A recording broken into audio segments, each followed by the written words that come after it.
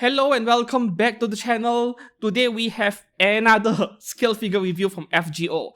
I've lost count how many FGO scale figures I have reviewed, and I'm not stopping anytime soon. I've done a lot of reviews of FGO stuff in the past couple of years or so because I actually collect them. I bought a lot of scale figures from FGO, right? Okay, with this one right in front of me, well, you guys have just seen the unboxing process. I wish that I would have done the camera angles a bit better, but at the same time, sometimes I almost end up blocking the camera myself. So it was pretty tough to film this figure here, especially the assembly process. While pretty straightforward, it was also a huge headache for me, and I'll describe it and explain why in a second. Also, this figure is a result, this purchase over here is a result of extreme patience. My ability to wait until the right timing to buy one figure after release, right? Of course, as I've explained in this video right up here, I don't pre-order most of my figures, right? 90% of the stuff I buy, I wait until after release. This one is no exception, and it was one of the best decisions I've made.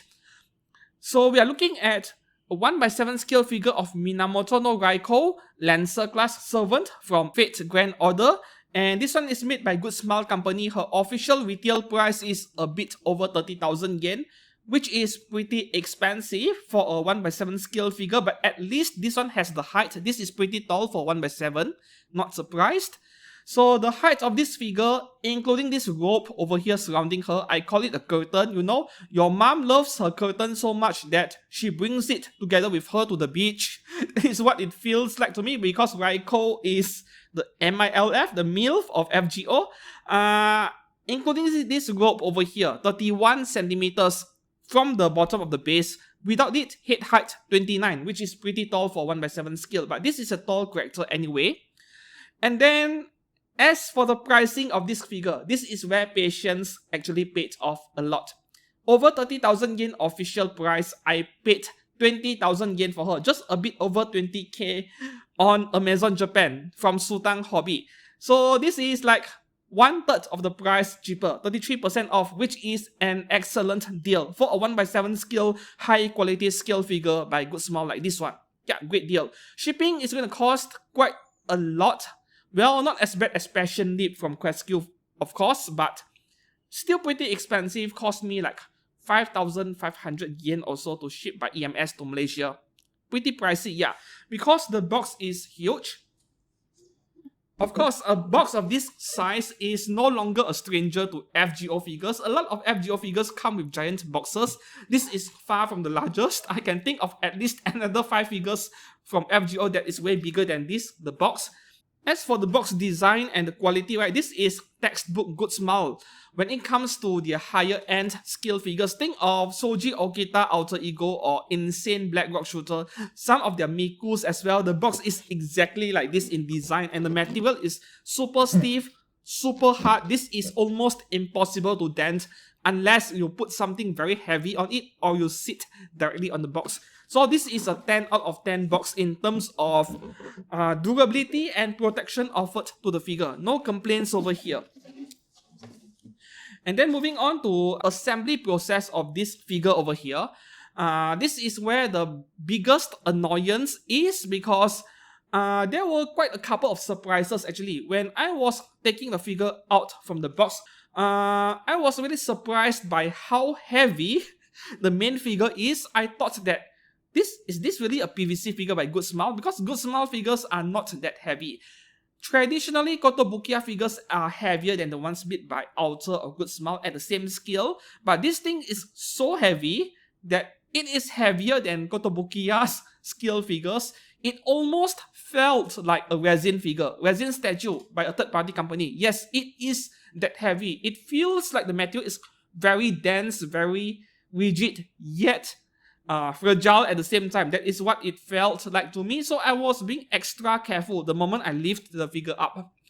And then on the contrast side of things, while the main figure is very heavy, this rope over here surrounding her, this was quite a big head scratcher to me. I was dumbfounded as well. When I took the whole thing out from the box, like, What the heck? The whole thing is very droopy, very soft, almost feels like jelly. Yes, this thing, it feels like jelly, very soft. Softer than a typical PVC, softer than the material used to make prize figures. It is very soft, very flexible. It is like droopy, very droopy like that, you know?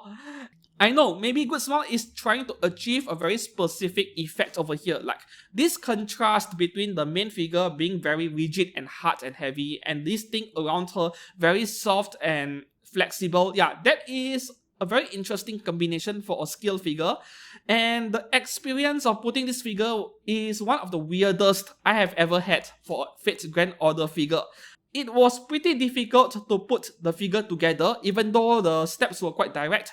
The two arms over here, this is the thing I don't like about this figure, is that her two arms are detached from the figure and it is permanently glued to this rope over here.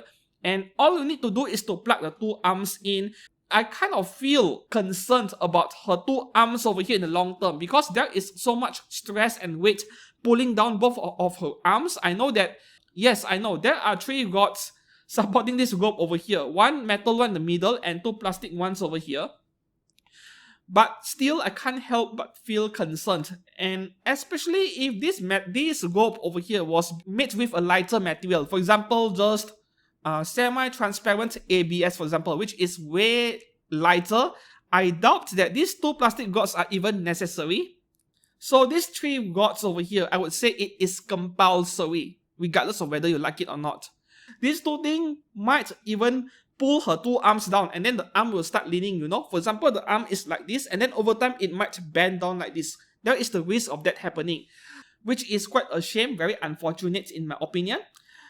I think my guess over here is that Good Smile is trying to avoid drilling any holes into this part over here.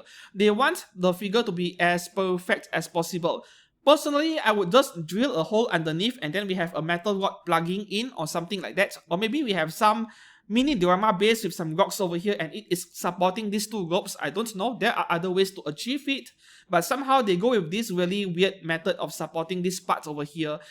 And the only reason I can think of is they don't want to drill any holes into the figure and ruin the aesthetics of it. Maybe because the Japanese collectors, they actually care a lot. Just a slight shake of this figure and the whole thing will just, you know, you knock over the whole setup and then the rope will you'll see that rope pulling down her arm and then you'll feel a bit scared like, whoa. Luckily, the arm did not break because I knocked over these supports over here. So that's one thing to bear in mind. It gives you a bit of anxiety, I think. So this figure of Raikou, while looking fantastic, the first impression at least, it is one of the weirdest experiences I've ever had with assembling any FGO figure at least. One more thing is that the connection between the foot pegs to the base, it is very tight that I did not push the figure all the way down because I want to disassemble and take apart this figure later and put her back into the box. So I don't want to have a hard time pulling the figure off the base and risk breaking anything. So yeah, I only plugged the figure halfway into the base.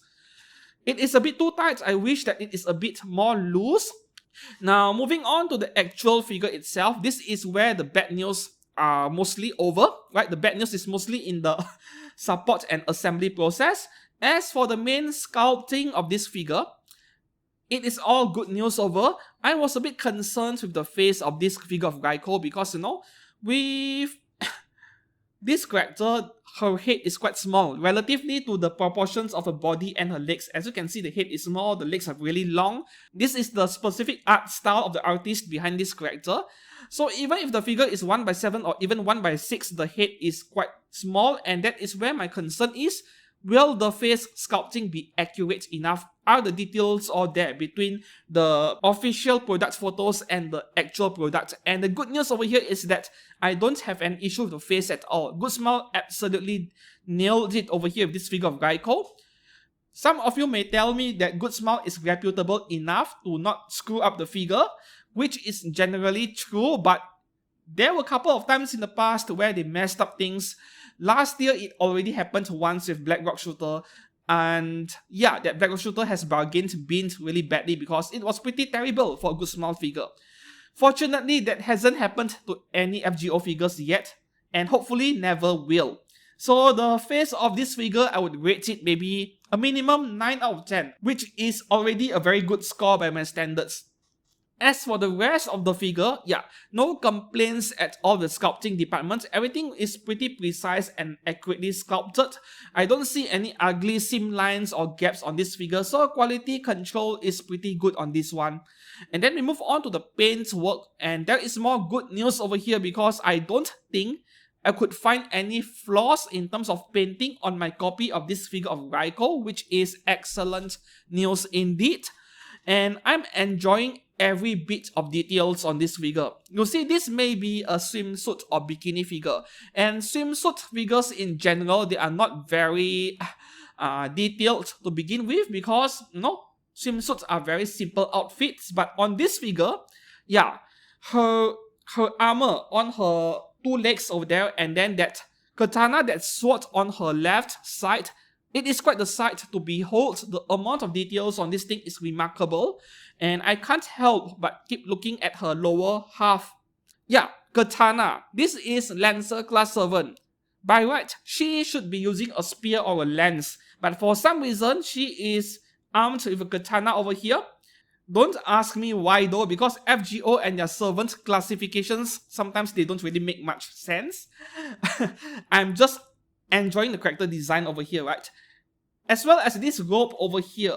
While being heavy and saggy in a way, like a ball sack, yeah, no problems at all with the painting and the details department. No paint bleeding, no paint scratches, no smudges, nothing of that sort. So QC control on this thing is quite good. So the last part of this figure, yeah, the base as usual. Not my favorite base, of course. At least it is not a plain round disc base with nothing on it, but I wish that the base could have been better. Maybe even a mini diorama, I don't know, maybe a sandy beach effect over here with some rocks on it, and then you have the rocks supporting these two ropes over here. That would be ideal, especially for a figure that cost 30,000 yen officially. This base is not bad, but yeah, the supports are quite an eyesore. As for the stability of the figure, I'm not going to shake this figure right here, but as I mentioned earlier with the assembly part, yeah, you don't want to mess with this figure. While the main figure can be relatively stable, but these three rods, yeah, you'll just knock them off very easily. So handle this figure with care if you are planning to move it from one shelf to another or transporting it in any way.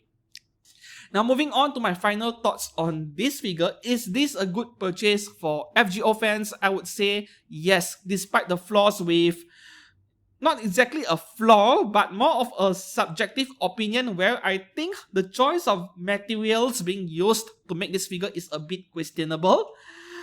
Some of you might think otherwise. Some of you might love this contrast between very different materials being used on this figure, and this contrast, some people like them, I understand that, but for me it feels really weird. Yeah. I'm not sure which word to use to describe this figure over here. Of course, I would say do not buy this figure if you are paying full price of 30,000 yen or more plus shipping. But if you can find her for 20k or less than that, this is a very good buy nonetheless for any FGO collector. As for your alternative choices, this is where things get really interesting. You see, a few years ago, Belfine, was it Belfine? I think it was Belfine. Pretty much one of the less reputable brands, one of the most questionable figure brands out there in terms of quality control. They made a figure of Raikou, and for many years that version of Raikou was the only choice you had in the figure market if you wanted a figure of her. And I have been hesitating over the years whether to buy that figure by Belfine or not. And in the end, I did not buy one, hoping for the price to drop because I don't trust the figure brand, but at least if the figure turns out to be crappy, I did not pay that much, right? But no, the price stayed stable, and even over time, over the years, it started going up until Belfine finally re-released it once, I think. And I still did not buy it despite the re-release.